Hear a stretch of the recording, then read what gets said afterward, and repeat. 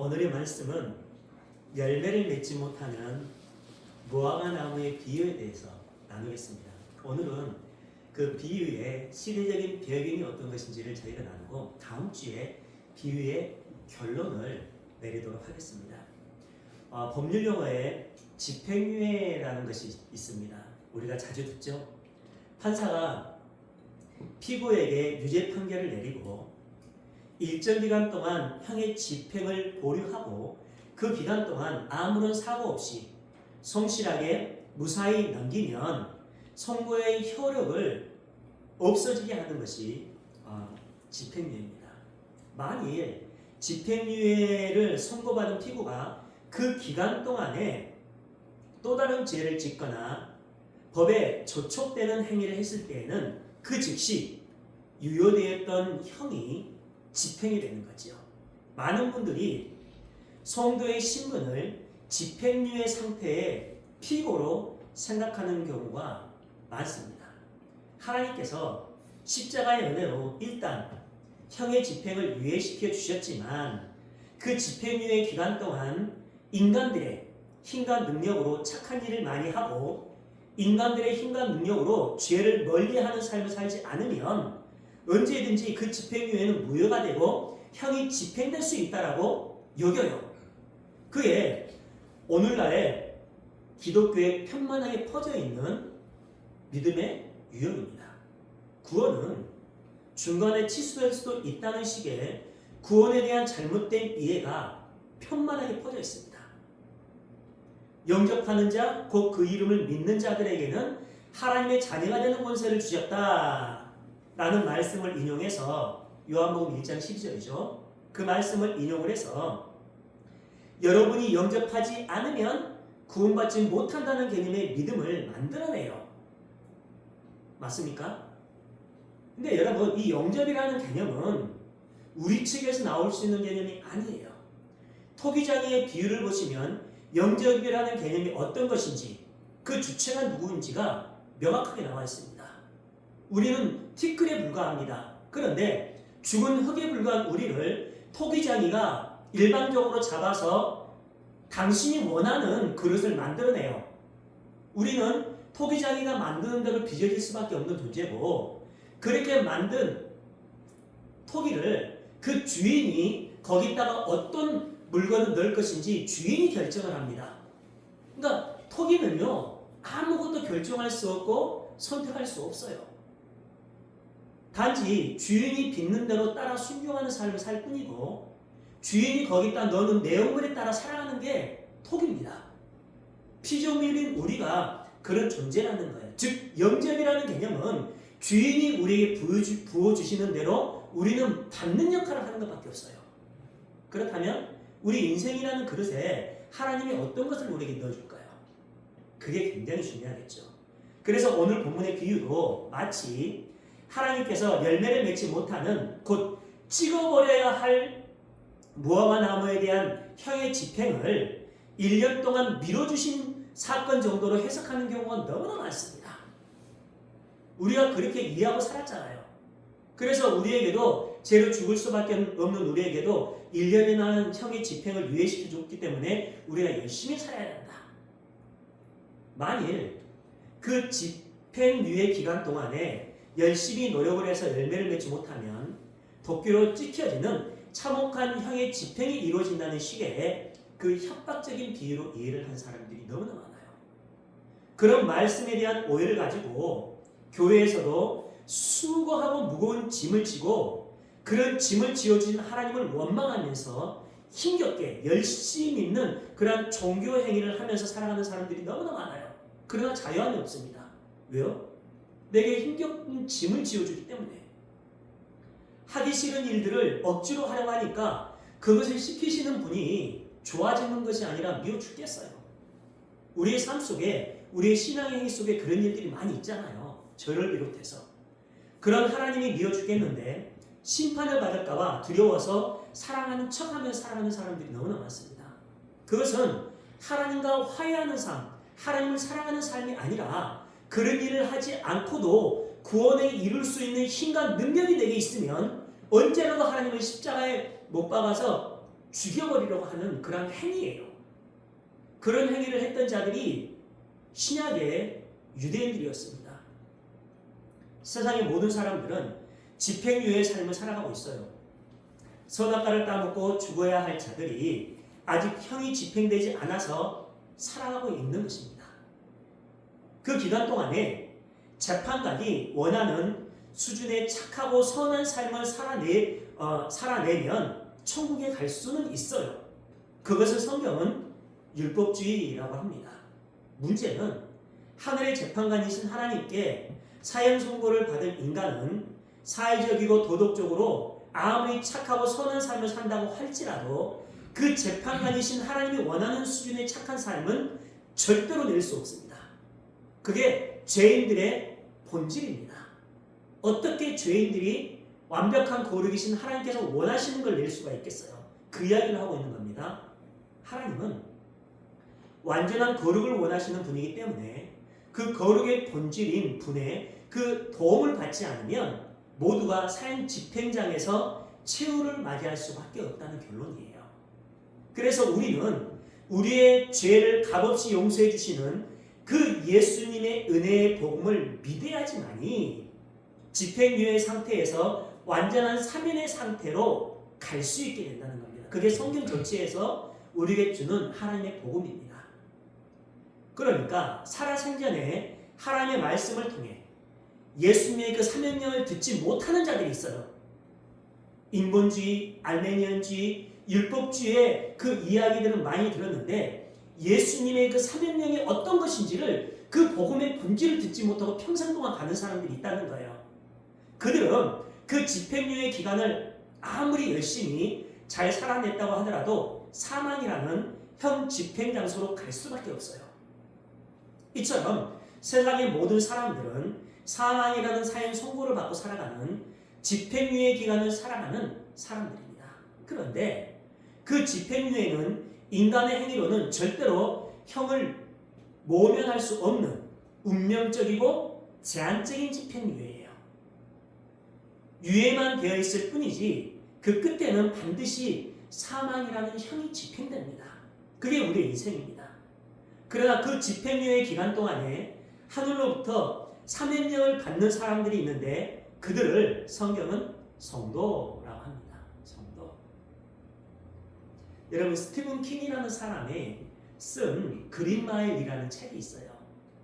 나중에 톰 행크스가 주연으로 해서 그린마일이라는 영화를 만들었습니다. 사형수들이 감옥에서부터 사형 집행 장소까지 가는 초록색 바닥을 그린마일이라고 해요. 사형수가 그 초록색 바닥을 걷기 시작하면 한 걸음 한 걸음이 죽음의 발걸음이 됩니다.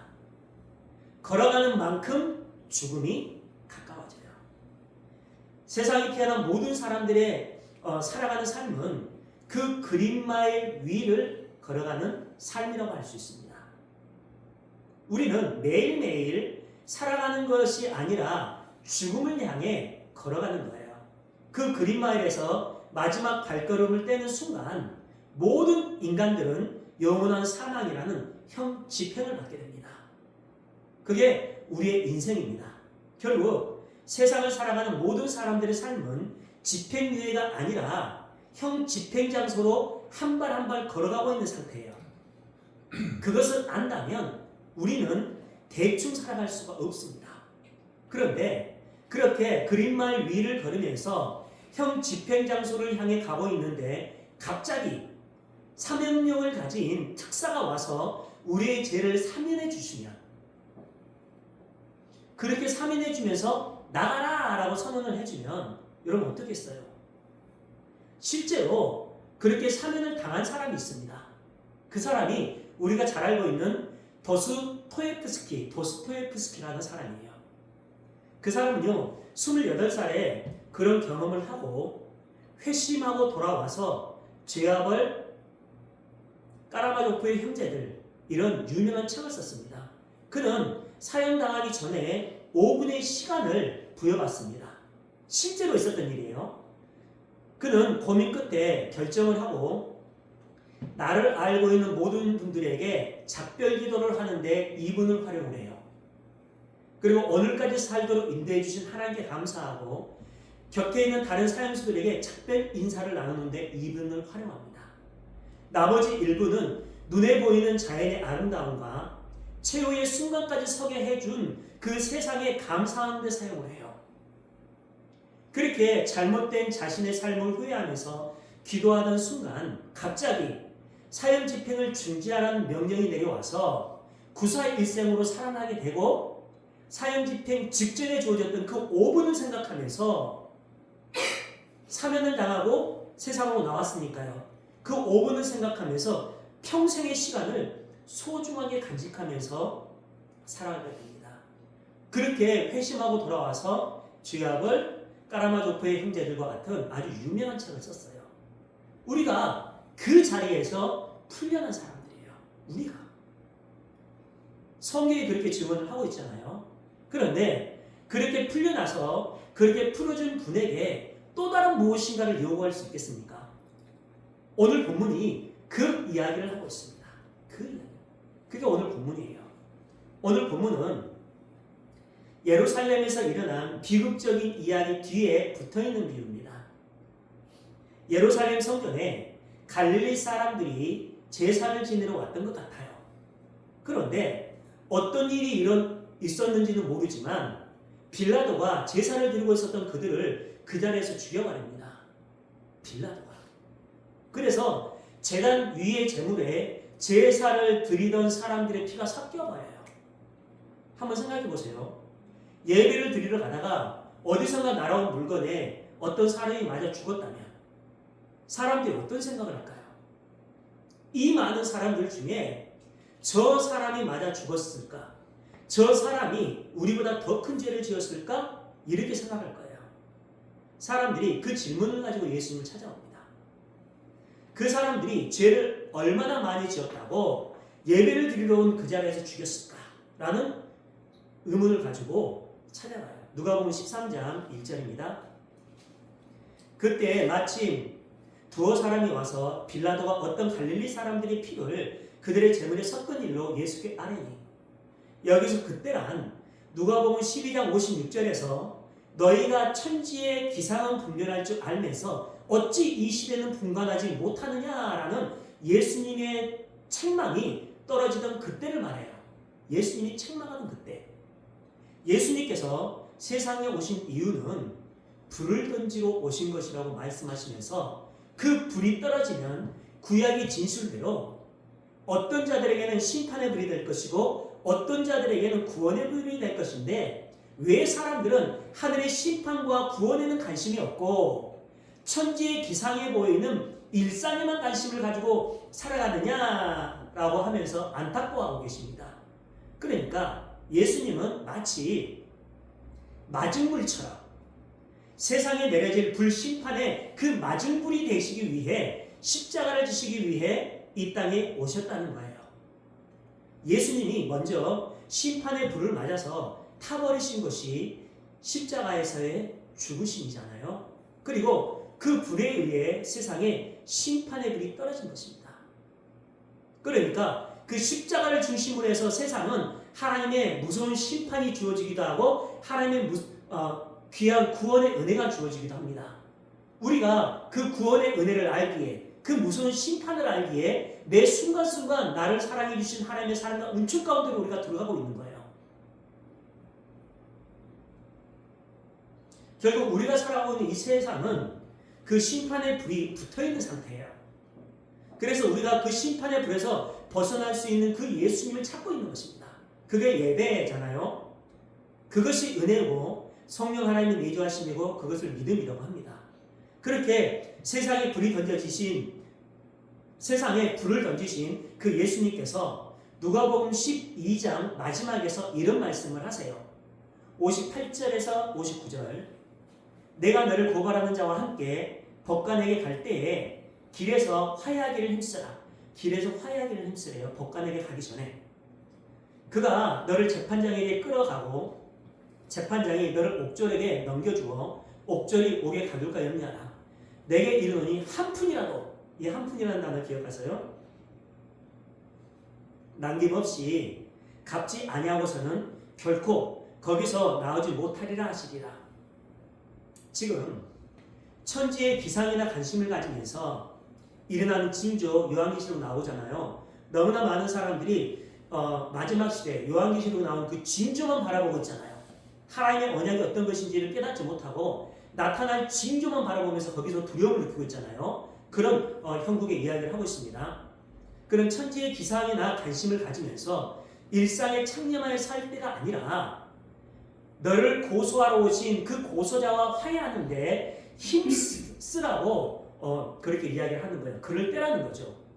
그린마을 위를 걸어가면서 날씨가 왜 이렇게 안 좋아? 내가 입고 있는 옷이 왜 이렇게 질이 안 좋아? 밥이 왜 이렇게 맛이 없어? 라고 하면서 그럴 수 없다는 것입니다. 심판의 불을 던지신 분이 여기 계시는데 그분을 보면서 너희들이 무엇을 하고 있냐는 거예요. 예수님께서 세상에 불을 던지러 오셨다는 것은 너희의 죄를 고소하러 오셨다는 것입니다. 내가 너희를 고소할 때 나와 화해하지 않는 자들은 모두 사망에 떨어져 죽는다는 거예요. 그런데 화해하려고 하지 않고 엉뚱한 데만 관심을 가지고 있는 게 무슨 일이냐라고 얘기를 하시는 거예요.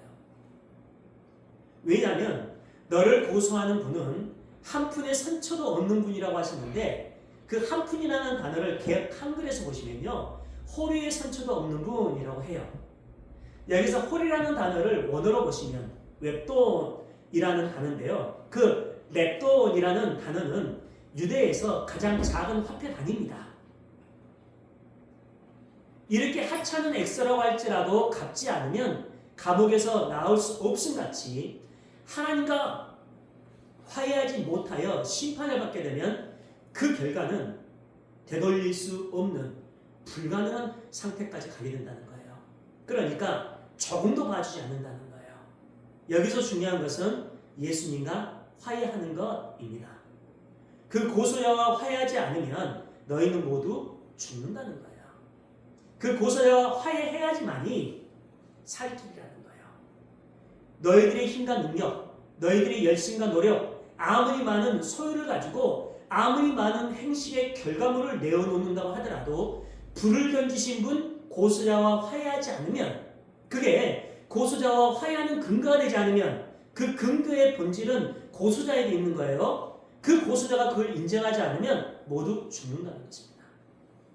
그 세상을 창조하신 분에게 그 세상적인 것들을 많이 가지고 화해하려고 해봤자 그것들로는 그분이 인정해 주시는 그 행위를 내놓을 수 없다는 것이죠.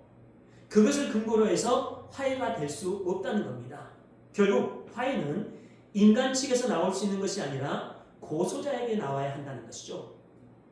그리고 이어지는 이야기가 예루살렘 성전에서의 학살 사건과 실로암 망대 사건입니다.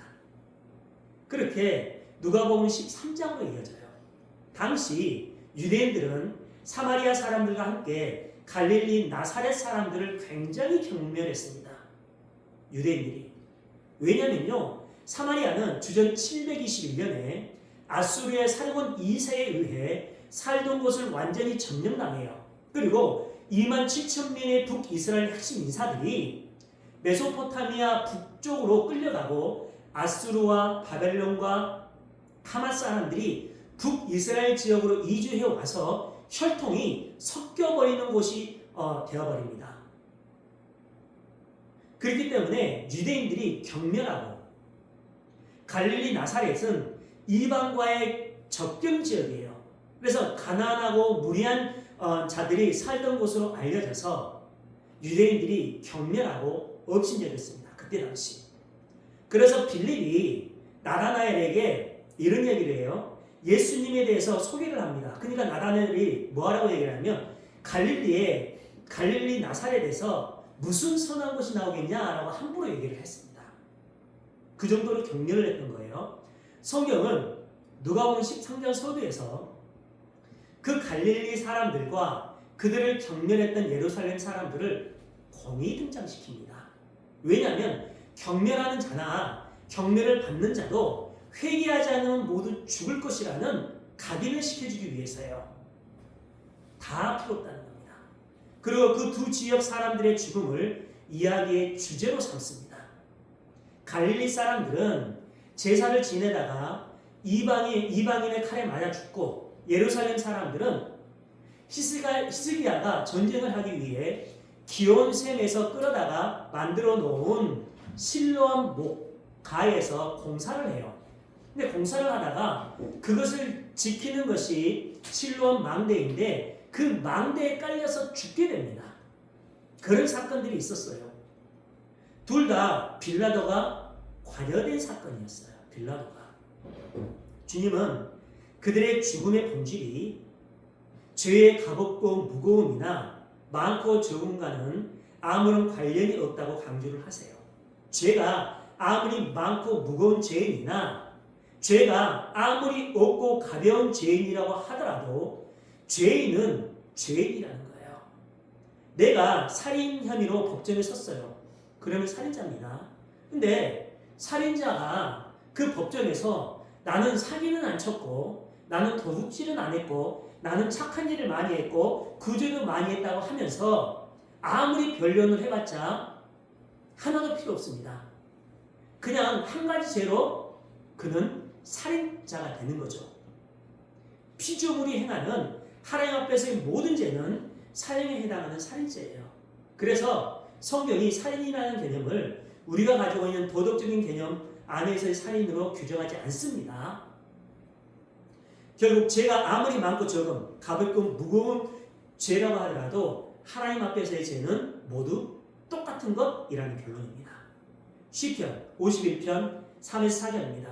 무릇 나는 내 죄과를 아오니 내 죄가 항상 내 앞에 있나이다. 내가 주께만 범죄하여 주의 목전에 악을 행하였사오니 주께서 말씀하실 때 의로우시다 하고 주께서 심판하실 때 순전하시다 하리이다. 다윗은 자신이 하나님께만 범죄했고 하나님의 목전에 악을 행했다고 합니다.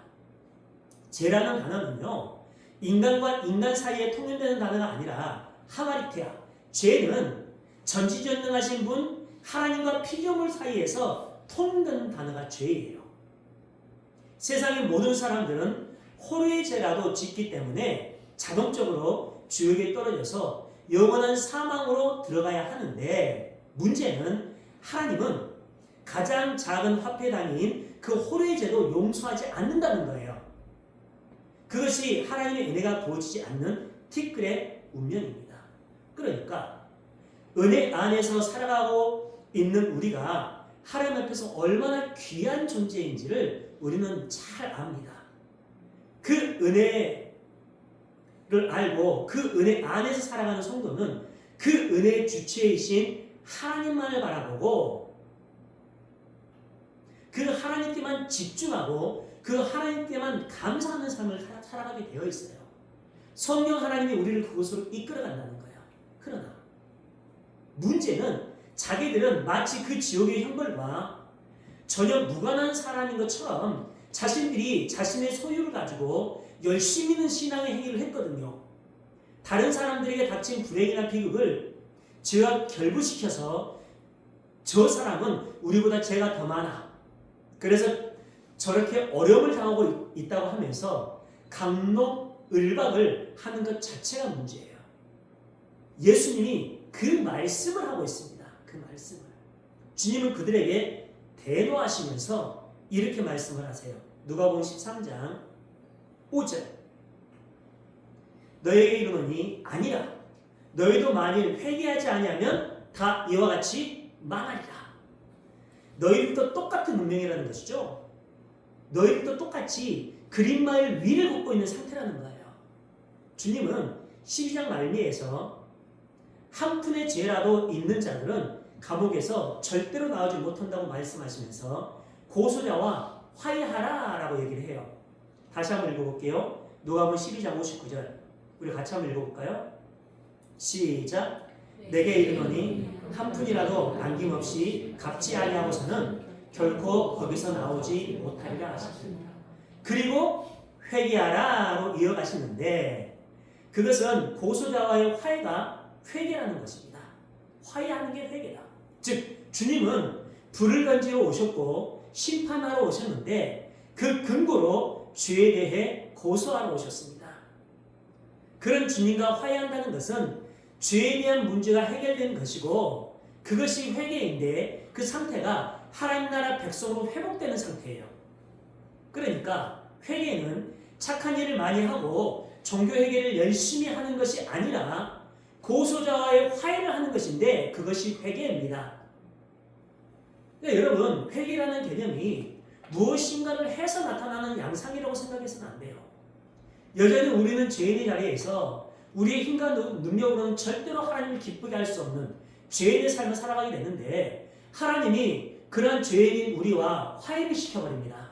너는 내 살아가는 자녀야. 내가 너를 지명하여 불렀나니 너는 내 것이라는 하나님의 소유로 삼았잖아요. 하나님의 예전, 창세 전부터 있었던 예정이라고 하잖아요. 그 하나님의 발언에 의해서 우리가 하나님의 소유가 되어버립니다. 그 상태를 얘기를 하는 거예요. 그걸 회개라고 합니다. 회개. 죄의 상태에서 하나님 나라의 백성으로 돌아오는 것. 그것을 우리가 두 아들의 비유, 돌아온 탕자의 비유에서 봤듯이 회개의 주도권이 우리에게 있는 게 아니라 잃어버린 탕자, 돌아온 탕자에게 있는 게 아니라 아버지께 있음을 우리는 명확하게 봤습니다. 로마서 2장 4절입니다. 혹 내가 하나님의 인자하심이 너를 인도하여 회개하심을 알지 못하여 어떤 게요? 누가 회개하게 하심을 알지 못한다는 거죠? 하나님의 인자하심이 너를 인도한다고 하잖아요. 그렇죠? 그의 인자하심과 용납하심과 같이 참으심이 풍성함을 멸시하느냐. 하나님의 인자하심이 우리를 인도하여 회개의 자리로 이끌어가기 때문에 회개의 주도권은 하나님께 있어요. 그렇게 회개는 우리가 하는 것이 아니기 때문에 성도인 우리는 세상에서 어떤 삶을 살아야 할까요? 세상에 불을 던지러 오신 그 예수님에 의해 불이 이미 던져졌고 이 세상은 심판의 불바다라는 것을 올바로 인식하고 우리가 그 세상을 살아가고 있는데 그 불이 붙어있는 심판의 세상에서 살아날 길은 오직 예수 그리스도의 은혜만을 전적으로 의지하는 밖에 없음을 확실하게 붙들어서 그 예수님의 의만을 온전히 의지하는 자로 살게 되는 거예요. 그것을 믿음이라고 하고 그걸 신앙생활이라고 하고 그것을 성화의 삶이라고 합니다. 성령 하나님의 내주하심이 우리를 그곳으로 이끌어 나가고 하나님의 언약의 말씀이 우리를 그곳으로 이끌어 가야 돼요. 다른 곳으로 이끌어 나가면 다 가짜입니다. 다른 곳으로. 너희들의 인간 능력으로 이렇게 해봐. 그럼 하나님의 구원이 너에게 임할 거야. 너희들이 성의 찬 행위로 하나님을 기쁘시게 해봐. 열심히 해봐. 그럼 하나님이 상상할 수 없는 복이 너에게 임할 것이야. 그쪽으로 가면 안 된다는 거예요. 하나님 나라 백성의 자리로 우리를 이끌어가야 한다. 그게 본질인 거죠. 그것 때문에 예수께서 이 세상에 오셨고 그것 때문에 예수께서 당신의 생명을 바치셨어요. 그건 뭐예요? 당신의 생명을 바쳤다는 것은 하나님의 말씀 앞에 끝까지 순종하셨다는 거잖아요. 그렇다면 하나님의 말씀, 하나님의 언약, 하나님의 뜻이 어떤 거라는 거죠? 하나님의 백성을 하나님 나라 백성으로 완벽하게 완성시켜 나가는 것이라는 결론이에요. 죄의 근성으로 살아가는 우리를 완전히 거기서 탈피시켜서 하나님 나라 백성, 의만을 붙드는 자로 살게 만들어 나간다는 거죠. 그게 성경 전체의 증언입니다. 그 은혜의 십자가에 대한 이해를 더 명확하게 설명해 주기 위해 예수님은 비유를 하나 더 말씀해 주시는데 그것이 오늘 본문에 나오는 열매 맺지 못하는 무화과 나무의 비유입니다. 다음 주에 결론을 내리도록 하겠습니다. 기도드리겠습니다.